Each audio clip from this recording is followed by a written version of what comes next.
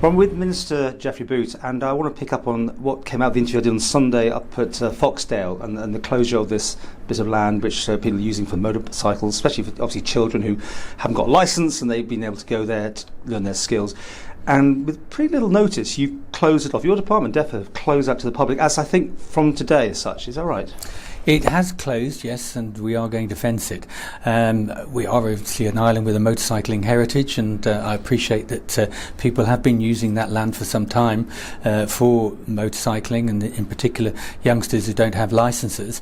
And I regret having to do it, but we've had a lot of work done recently by consultants, and we've been analysing the material in the deads area around the mine shaft itself, and it's heavily contaminated with heavy metals. And unfortunately, the constant taking out of the overgrowth and what have you and disturbance of the land has resulted in a lot of this sediment being leached out, and it's ending up in Peel Marina, where we're having to spend £7 or £8 million to clear up a problem, whereas if we were just dredging it and putting it to sea and it wasn't full of heavy metal contaminants, we would be talking about hundreds of thousands of pounds. So it's quite a serious issue.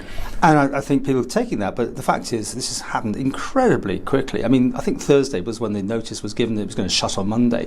You normally do a public consultation, you could offer somewhere else for people to go. None of this has happened. You're just shutting that off and giving these people no other options. Well, there are other options available on the island. To be fair, underage riders can ride on private land wherever, and I'm not sure, but I understand that some of the motorcycle associations on the island do have access to land where juniors could train or be trained. If it's private land, this is a public piece of land, and you've put some fencing up there over the years. You've obviously pretty well encouraged people to use it as a space. No, we haven't encouraged people to use it. We haven't discouraged them. There's no sign saying no motorcycling.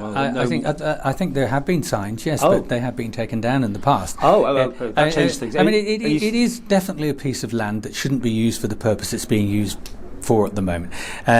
If you look at the composition of the material there, it is not good, and to be honest, I wouldn't want to be riding around in the summer in that sort of environment. Can you offer other land that maybe could be used for this purpose, that other people can just go onto and well, there use? are a lot of facilities available on the island. You say private? I'm talking about government owned. With green roads around the island and what have you, and I realise that they're for people who hold licences, but nevertheless there is a lot of facilities available on the island, and I would like to have some conversation with these associations to see what land they do have available for members of associations. So a conversation could have taken place without this happening between Thursday and Monday. You could have had a longer interaction with the public maybe over this. Do you think it's a bit hasty, do you not think? No, I think we've been looking at it for some time, and maybe it's not been messaged well, but whether we did it now or later, other facilities or other methods of training will have to evolve, and as I understand it, they are available at the moment. They're just not being used because it's convenient for people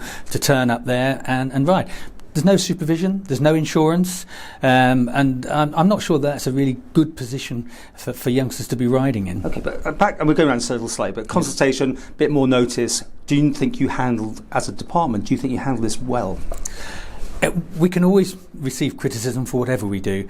I would say that from our perspective, we decided we needed to do it. We've had the consultants' reports, so we've done it. Maybe some advanced messaging may have helped, but at the end of the day, the facility will no longer be available. We want to re-establish vegetation on the site and stop the leaching, and it's costing government quite a lot of money to remedy some of the problems that this has caused. I'm sorry, and I understand. I'm a motorcyclist, and I learnt to ride when I was underage, when I was about 11 or 12.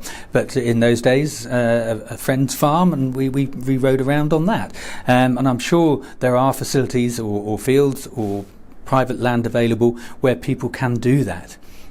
But I know you're going to say but. Time. As I say, you gave nobody any notice to arrange this sort of thing, really. Well, I think these facilities are already available. Oh, okay. So, certainly we will enter into some discussion with individuals or the associations involved and give them more information. It might be useful for them to have some information, because I don't think they actually understand or believe some of the information that we have with regard to the materials on that site and where those materials end up.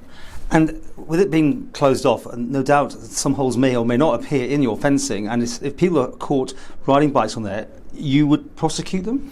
Well, that's a decision we'll have to make at a later date, but if they start cutting down fences and accessing unauthorised access, even cutting down the fence is a criminal offence, it's criminal damage. So I do hope it won't resort to that, because I don't believe it has to. I believe there are other ways in which these younger people could be trained, and for certainly older riders there are other facilities available and they can use the green lanes, and that's something we get criticised for as well, allowing motorcyclists to use these. But that's another day, another interview, I think, yeah, in itself. I was going to say, but there's always someone somewhere, and there's always a reason why you shouldn't. But in this particular instance, Peel Harbour is starting to be dredged, the silt's coming out, we don't want more contamination going down. This time of year, it's wet weather, sort of weather that leaches silt and what have you from the site. So we made a decision, and it will stand, I'm afraid.